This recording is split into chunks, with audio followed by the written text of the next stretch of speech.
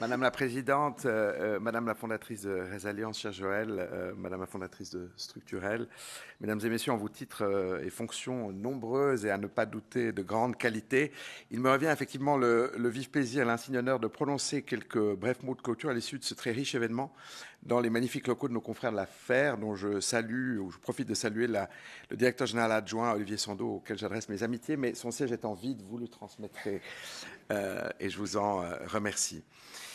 Effectivement, on dit souvent des Suisses qu'ils ont des montres, mais qu'il leur manque le temps. Et on vérifie ce soir un paramètre bien connu, qui est celui que les journées n'ont que 24 heures. Et comme on peut rendre les journées passionnantes, à l'instar de cette discussion, on est souvent rattrapé par des contingences matérielles.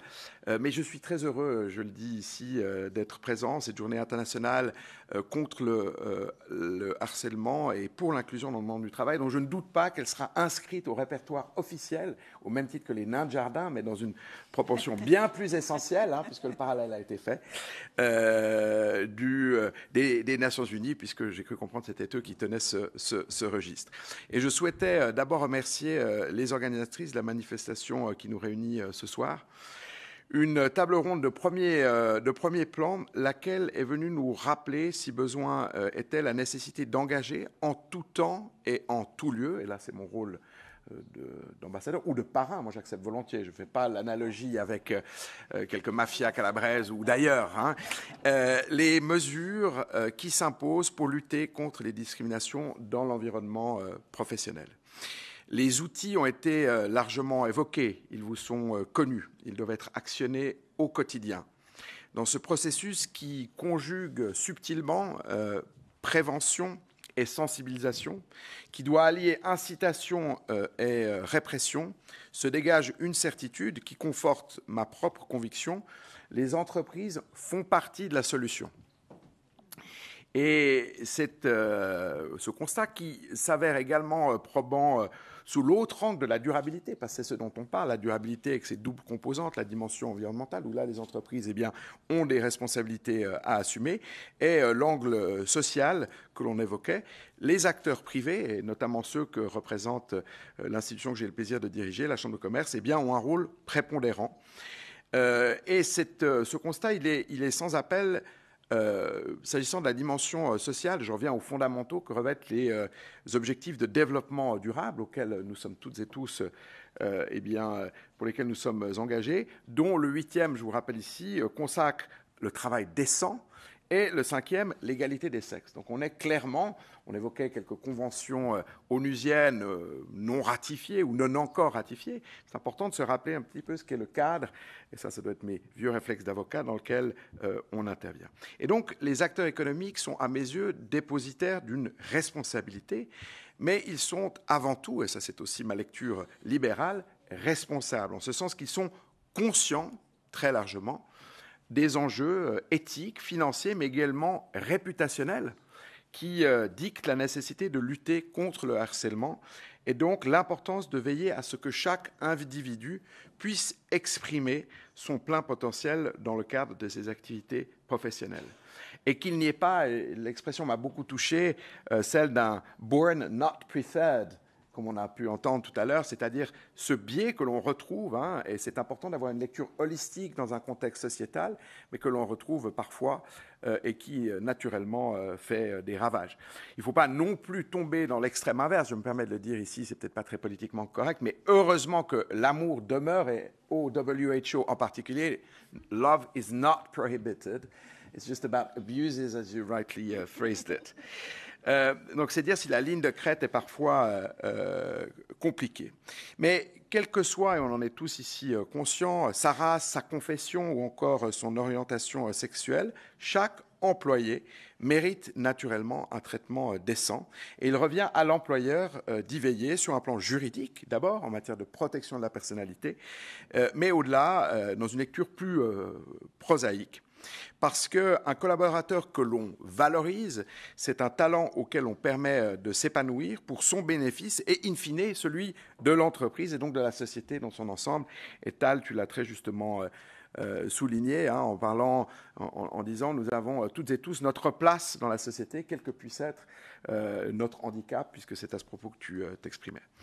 Mesdames et messieurs, la lutte contre le harcèlement et pour l'inclusion est non seulement un impératif juridique, mais c'est un devoir moral, mais c'est également la meilleure garantie de rapports de travail de qualité et donc, navré de le rappeler ici, mais ça reste souvent le nerf de la guerre, eh bien, de performance sur le lieu de travail. La Chambre de commerce s'y emploie depuis toujours.